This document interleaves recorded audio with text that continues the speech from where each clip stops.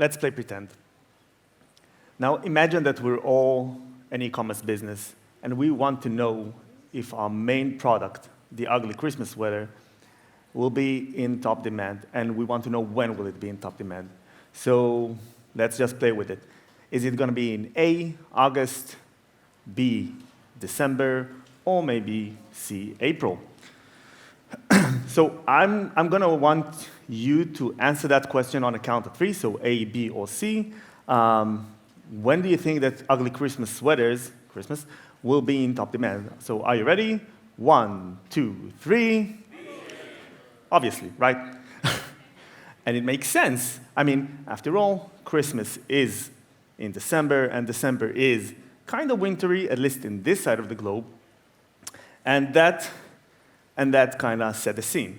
But what if you had to predict the demand not for one product that you know its name, but for 100,000 products? You don't know the names, different geolocations, different everything, a lot of unknowns. That was the problem that we had to face in eBay, and I'm privileged enough to talk with you about today. But first, let me introduce myself. My name is Analysis Paralysis. Hi. I'm also known as Tal Mizrachi. Thank you. I'm a father to 2 girls. I'm a data scientist, a blogger, and an educator. And I really want us to get a hang of it, so let's talk a bit about what the steps that we took. So the first thing is that we wanted to make sure that we have a well-defined task, which was crucial to the success of this algorithm. Next up, we wanted to define a threshold. And by defining a threshold, we guarantee that we don't get garbage in, garbage out. After that, we want to check for seasonality, and then build a model, predict the future, do actions, and profit. Cool. So first step, define the task. We wanted our algorithm to predict repeatedly in an agnostic manner so that we can find the peak demand in the next X months so that we can create a set of actions that will eventually surpass that theoretical peak. 2, define the threshold, or the way that I like to call that, kill despair. Yes, moldy Harry Potter jokes, that's what brought me to this stage today. But seriously, the good thing about a lot of products that distribute according to the power law is that even if you remove a hefty chunk of those, you are still left with enough products to create a viable algorithm. Next up, we wanted to check for seasonality.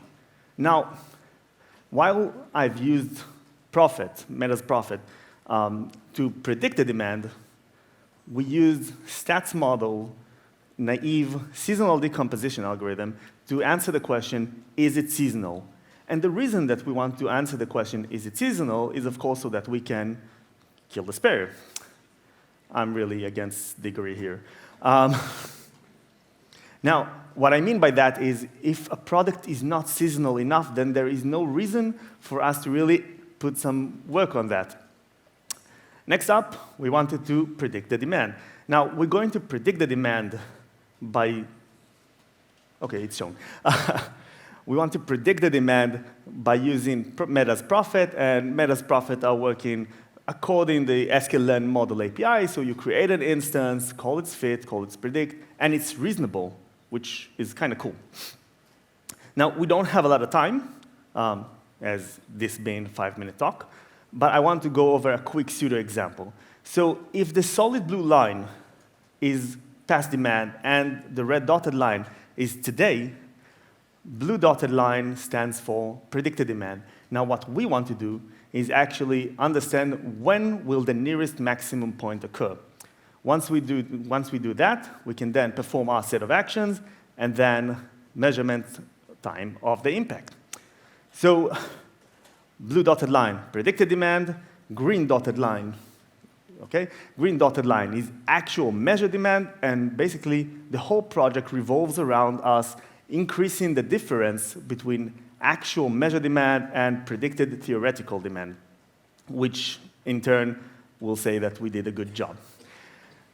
Key takeaways: problems should be well-defined, key aspect of it, define barriers to entry, don't waste your time, and the right tools should be used in the right manner and the right time, just like this meme. Thank you very much.